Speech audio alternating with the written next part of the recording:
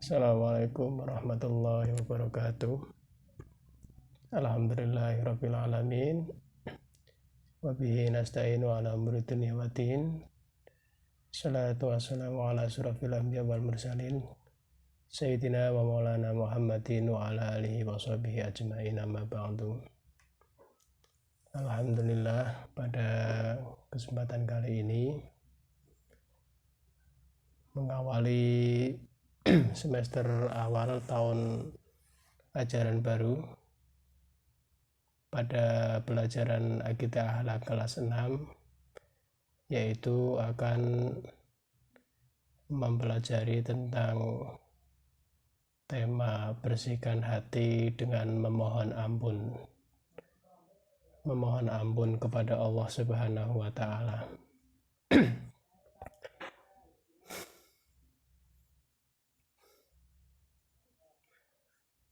Untuk kompetensi inti pada pelajaran ini yaitu menerima dan menjalankan ajaran agama yang dianutnya, kemudian menunjukkan perilaku jujur, disiplin, tanggung jawab, santun dan peduli, serta percaya diri dalam berinteraksi dengan keluarga, teman, guru, tetangga, serta tanah air Indonesia.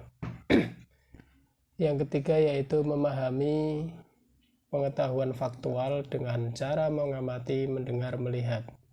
Dan yang keempat, menyajikan pengetahuan faktual dalam bahasa yang jelas dan logis, dalam karya yang estetis, dalam gerakan yang mencerminkan anak sehat, dan dalam tindakan yang mencerminkan agama Islam. Sedangkan kompetensi dasar intinya yaitu pertama, menerima kebesaran Allah SWT melalui istighfar. Yang kedua, menunjukkan sikap rendah hati dan pemaaf sebagai wujud implementasinya. Adapun konsep pelajaran kali ini yaitu pengertian istighfar. Yang kedua, luasnya ampunan Allah Subhanahu wa taala. Yang ketiga yaitu rendah hati dan pemaaf. Serta kita akan mempelajari hikmah dari kalimat istighfar itu sendiri.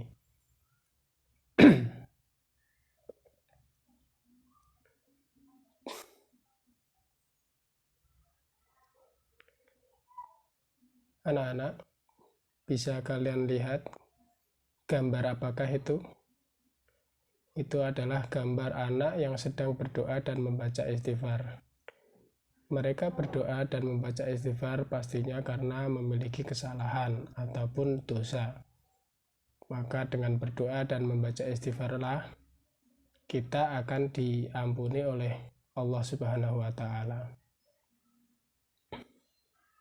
Pengertian istighfar.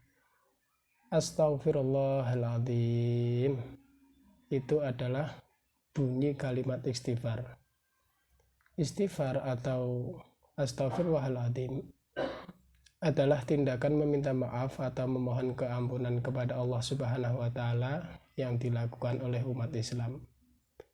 Hal ini merupakan perbuatan yang sangat penting untuk diucapkan dan dilakukan oleh setiap muslim sebagai hamba Allah Subhanahu wa taala yang penuh dengan dosa dan salah dalam kehidupannya. Arti dari kalimat istighfar sendiri yaitu aku memohon ampun kepada Allah Subhanahu wa taala yang Maha Agung. Kalimat ini harus sering diucapkan oleh kita sebagai seorang muslim yang selalu butuh perlindungan Allah Subhanahu wa taala.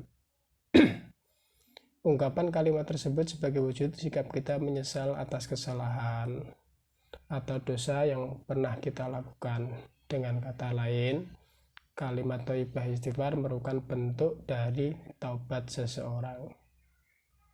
B. Luasnya ampunan Allah.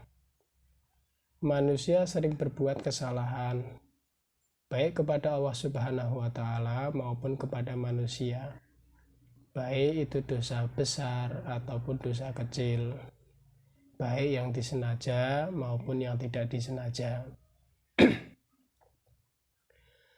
Kemudian apa yang kita lakukan?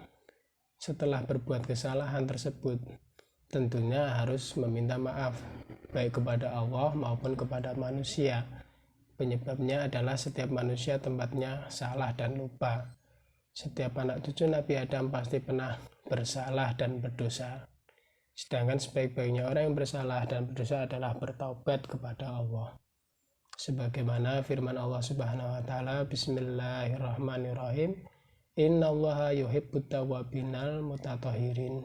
Sesungguhnya Allah mencintai orang yang bertobat dan bersuci diri. Jadi kita meminta maaf itu tidak hanya ketika hari raya Idul Fitri atau Lebaran saja. Hal ini juga tidak diperbolehkan. Mengapa? Karena di samping kesalahan dan dosa membuat Allah Subhanahu wa taala murka, juga tidak ada yang mengetahui kapan ajal kita akan datang.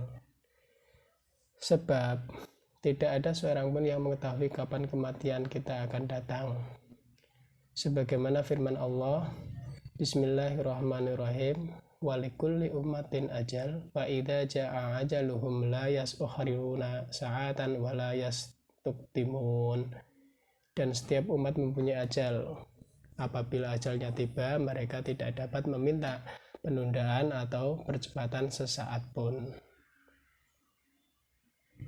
Nah, pas hari raya Idul Fitri itu digunakan di kalangan kita sebagai waktu yang tepat untuk bermaafan. Untuk bermaafan adalah merupakan tradisi dan kebudayaan yang berada di negeri kita Indonesia, karena Indonesia merupakan bagian dari Islam Nusantara. Hal ini merupakan perbuatan yang tidak salah, sebab permohonan maaf ataupun dapat dilakukan permohonan maaf itu bisa dilakukan kapan saja. Nah, tata cara untuk meminta maaf ketika bersalah atau berdosa adalah apabila berdosa kepada Allah dengan memperbanyak istighfar dan berjanji tidak akan mengulangi. Sedangkan kepada manusia, di samping membaca istighfar juga bertemu dan meminta maaf secara langsung kepada orang yang bersangkutan. Jadi meminta maaf kepada orangnya, lalu membaca istighfar, memohon maaf kepada Allah. Maka Allah akan mengampuni segala salah dan dosa kita. Mudah bukan? Karena Allah memiliki sifat Maha Pengampun.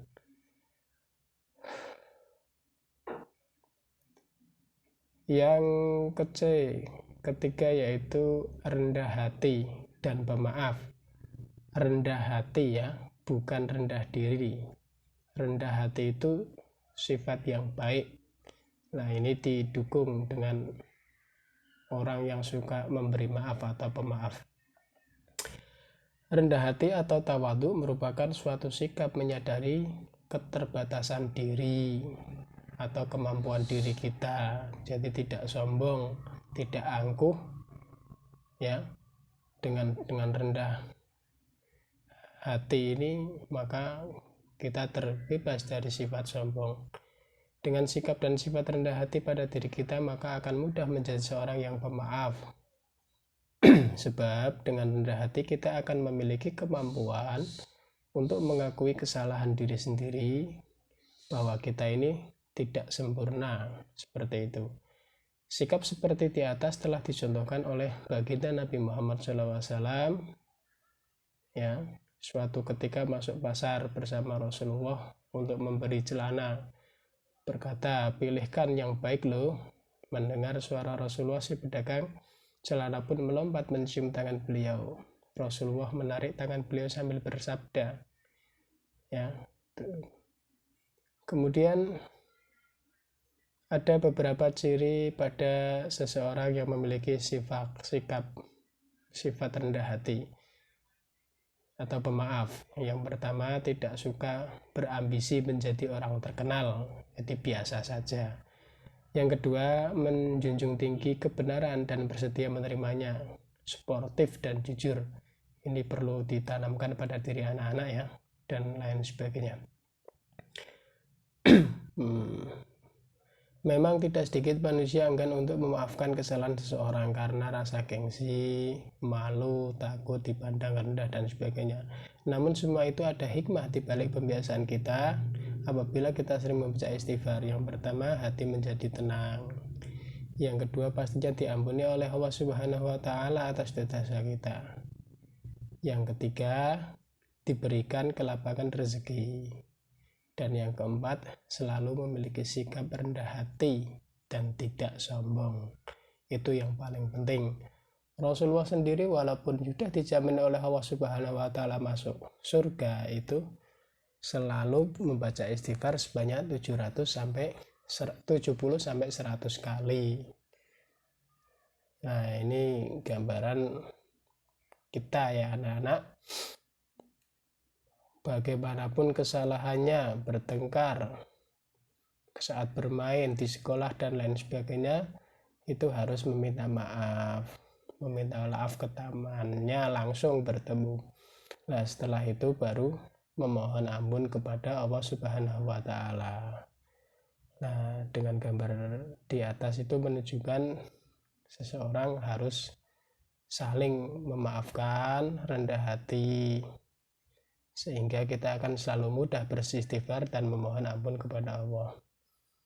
Sekarang untuk anak-anak, dengan mengerti makna dari istighfar ini, alangkah baiknya bisa dipraktekkan di kehidupan sekolah maupun di kehidupan yang lain. Oke, demikian untuk materi kali ini. Adapun nanti tugas yang akan diberikan yaitu di grup kelas ataupun di grup WA untuk khusus kelas 6 seperti itu. Demikian video pembelajaran kali ini, semoga bermanfaat. Jangan lupa selalu jaga kebersihan, jaga kesehatan, mencuci tangan, memakai masker, dan juga jarak. Semoga pandemi COVID ini cepat berlalu dan kita bisa berkumpul kembali, bisa bertatap muka di kelas. Billahi taufiq wal hidayah. Assalamualaikum warahmatullahi wabarakatuh.